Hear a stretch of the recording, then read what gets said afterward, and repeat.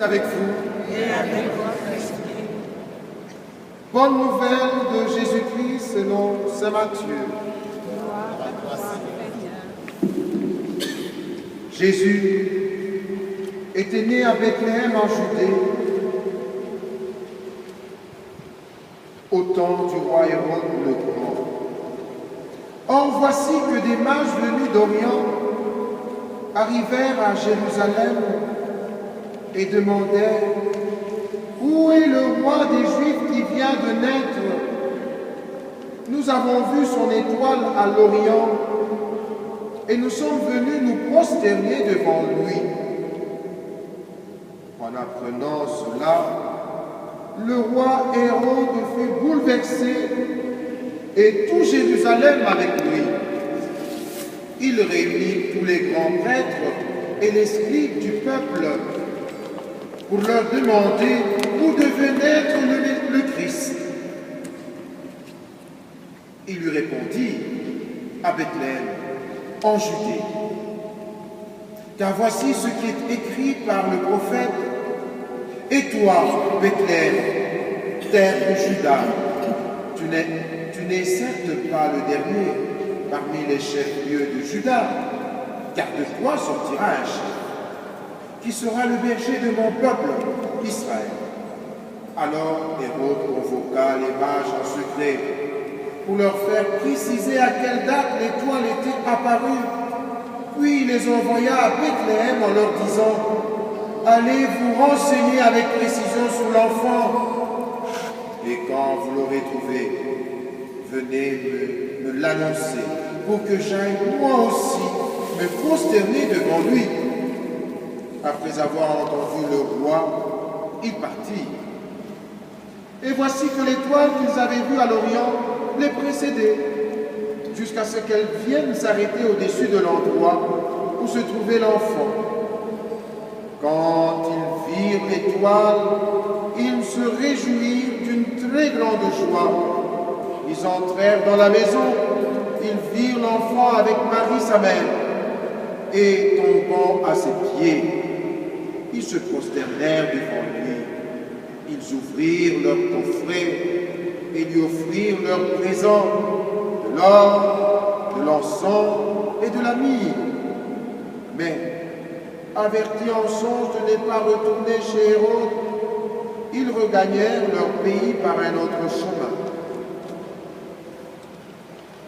Acclamons la parole de Dieu. Gloire à toi, Seigneur.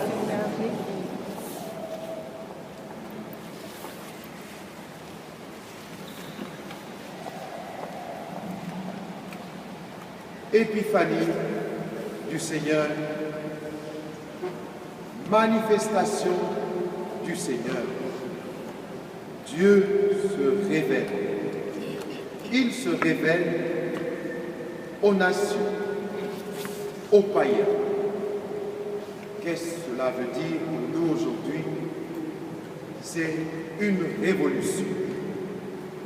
Dieu, Yahvé, qui était considéré comme le Dieu d'Israël, maintenant, il montre aux enfants d'Israël qu'il est le Dieu de l'univers et que l'humanité tout entière, c'est son œuvre, et il voudrait être non seulement le Dieu de l'univers, d'Israël, mais surtout le Dieu de l'univers. C'est vrai, le peuple d'Israël a eu la chance de recevoir la révélation, c'est-à-dire que c'est Dieu lui-même qui se fait connaître.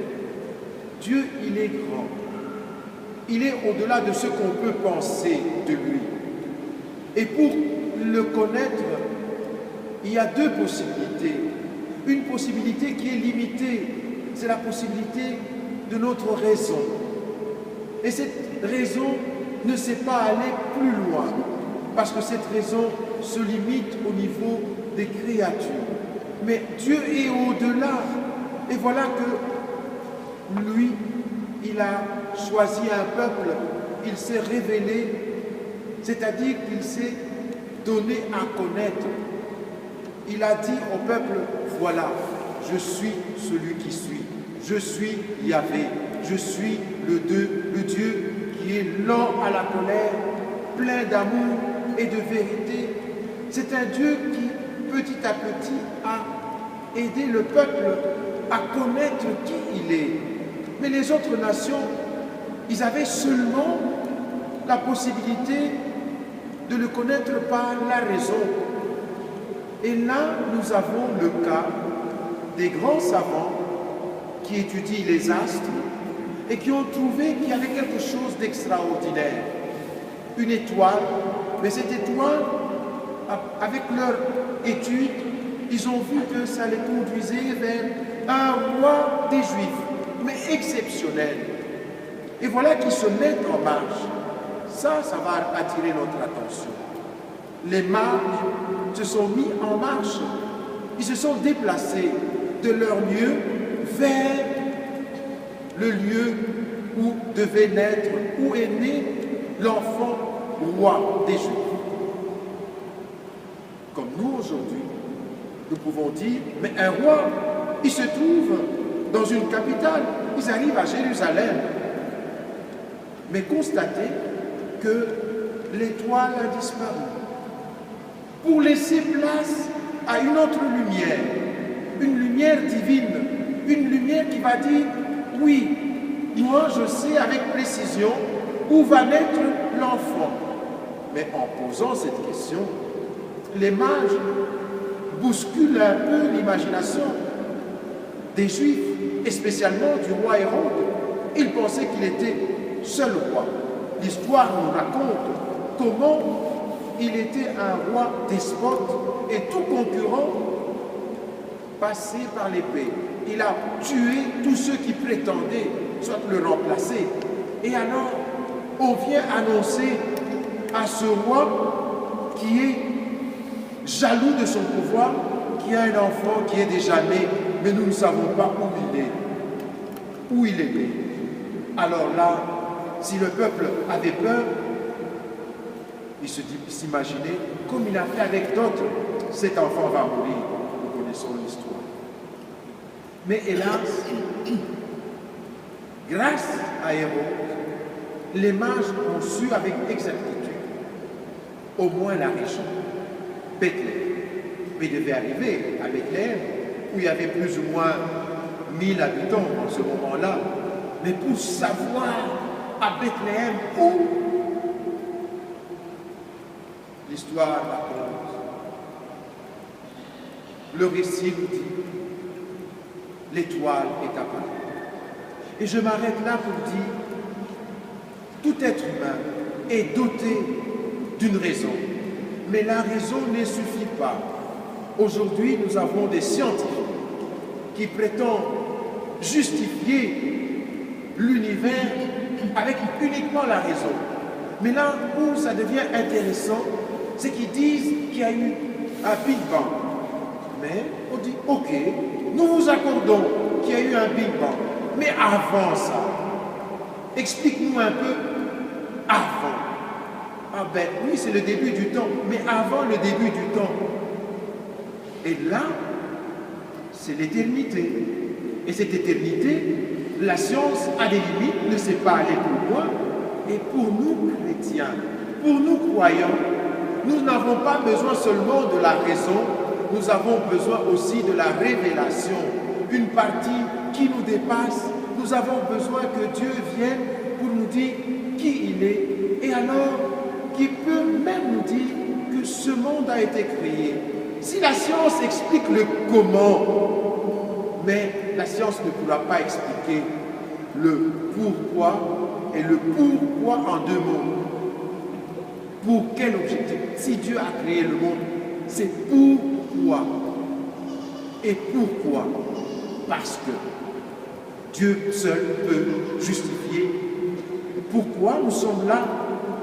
Et ainsi, chers frères et sœurs, le récit de l'Épiphanie, Dieu qui se manifeste, qui se montre à voir, qui se révèle, est une façon de dire, oui, nous sommes les hommes, les êtres humains les plus heureux, parce que nous n'avons pas seulement la raison, nous avons aussi la révélation. Dieu lui-même nous dit qui il est. Et s'il dit qui il est, c'est pour, comme les mages, que nous puissions l'adorer, le servir. Ainsi, les mages sont venus. Ils ne sont pas venus, ils ne sont pas allés vers Dieu les mains vides. Ils ont choisi les meilleurs, c'est-à-dire l'or, l'encens, la myrrhe. Et ça peut nous interpeller. Et dans la Bible, nous savons qu'il y a quelqu'un, Abel, qui a offert le meilleur. Et Dieu, quand il a regardé, il était content. Mais Caïn, qu'est-ce qu'il a fait? Il a choisi ce qui n'a pas de valeur. Comme aujourd'hui, le grand problème que vous avez, c'est que c'est un monde où vous n'avez pas de cash. Vous utilisez les cartes. Et alors, quand vous arrivez à l'église, vous n'avez pas de cash. Qu'est-ce que vous faites? Vous cherchez dans les porte-monnaies, mais il ne reste que les pièces rouges. Mais c'est ce que vous donnez à Dieu. Il faudra qu'un jour l'Église trouve un moyen, parce que vous n'avez que des cartes. Et alors, comment faire? Parce que avec les cartes, on ne sait pas donner la collecte. Alors, vous utilisez les pièces rouges. Mais aujourd'hui, les mages, en allant voir Jésus, ils ont prévu, c'est-à-dire quand vous venez à l'église, comme aujourd'hui, prévoyez que aujourd'hui je ne vais pas mettre les pièces rouges. Je vais mettre quand même quelque chose pour honorer mon Dieu. Ainsi, le grand message, c'est que Dieu, il est le Dieu d'une famille humaine où tous sont enfants de Dieu. Quel beau message. Et je pense qu'aujourd'hui, quand nous allons terminer la messe et que la communauté chaleureuse de Laken va nous inviter pour le repas africain, nous serons contents parce que sur la table, nous allons être tous ensemble, enfants d'un même Père qui est notre Dieu, venant de tous les coins du monde.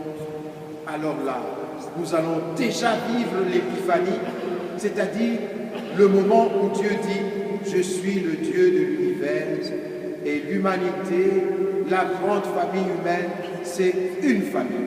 Alors, pour cette année 2016, je souhaiterais que cette communauté chaleureuse puisse grandir dans l'amour, que nous ne voyons pas la différence, mais que chaque fois que nous regardons l'autre, nous voyons qu'il est enfant de Dieu, qu'il est aimé de Dieu et qu'il est appelé à être lumière. La première lecture. Debout Jérusalem, resplendit. En d'autres versions, on dit, deviens toi aussi lumière. Je suis heureux de voir que cette communauté, grâce au travail de chacun, vous êtes tous lumière.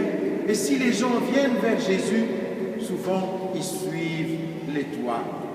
Devenons étoiles pour les autres. Que les gens, quand ils viennent vers nous, nous ne puissions pas être comme certains qui les arrêtent à leur gloire. Ah, vous venez me voir. Non, non, ils ne viennent pas te voir, ils veulent voir Jésus. Soyons comme Jean-Baptiste. Ce n'est plus moi le plus grand, c'est Jésus. Devenons des étoiles, non pas pour diriger les gens vers notre propre gloire, mais vers Jésus, qui est né, qui est le Dieu de toute l'humanité, et nous formons une grande famille.